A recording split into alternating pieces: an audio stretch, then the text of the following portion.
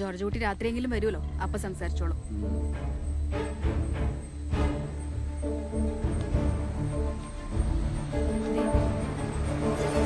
അയാള് വന്നു.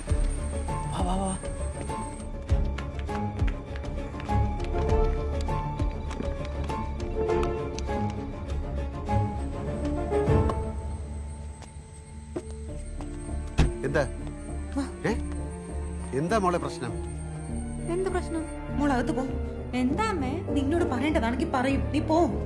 വാ ജോർജുട്ടി.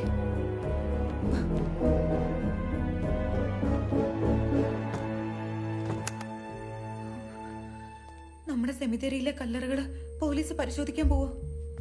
നിന്നോട് ആരാ പറഞ്ഞ? സരിത. സരിതയുടെ മേലേവത്തെ ശാന്തിയാ പറഞ്ഞത്. ഇവിടെയൊക്കെ ആൾക്കാർ അറിഞ്ഞു തുടങ്ങി.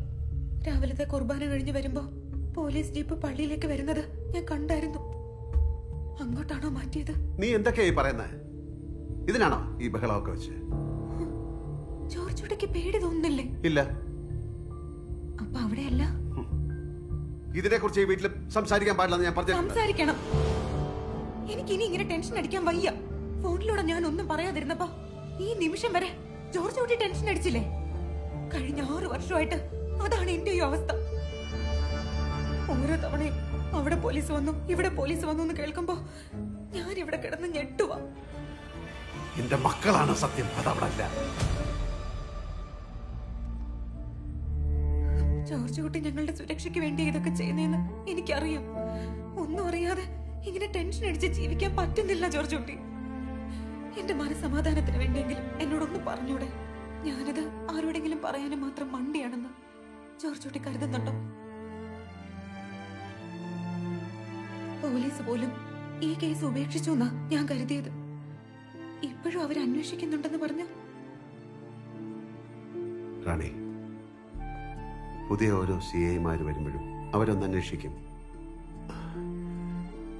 നമ്മുടെയൊക്കെ മരണം വരെ അവരുടെ ഈ അന്വേഷണം ഉണ്ടാവും. ഇതുപോലെ കാര്യങ്ങൾ തുറന്നു പറയുമ്പോ എനിക്ക് എന്തൊരാശ്വാസമാണെന്നറിയൂ. അതെവിടെയാണെന്ന് എന്നോട് എന്താ ജോർജ് കുട്ടി പറയാത്തത്? എന്നെ വിശ്വാസമില്ലേ? എന്നെ വിശ്വാസമില്ലെങ്കിൽ ജോർജ് കുട്ടി പറയണ്ട.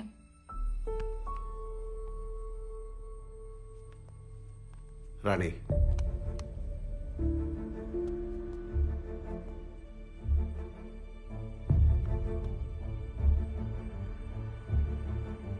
ഈ നിമിഷം വരെ എന്റെ മനസ്സരുത് എന്ന് പറഞ്ഞിട്ടുള്ളത് ഞാൻ ചെയ്തിട്ടില്ല.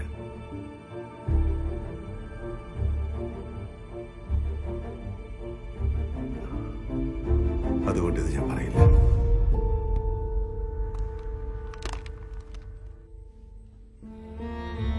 ഇതാരും കണ്ടുപിടിക്കാൻ പോകുന്നില്ല. നീ എന്നെ വിശ്വസിക്കേ.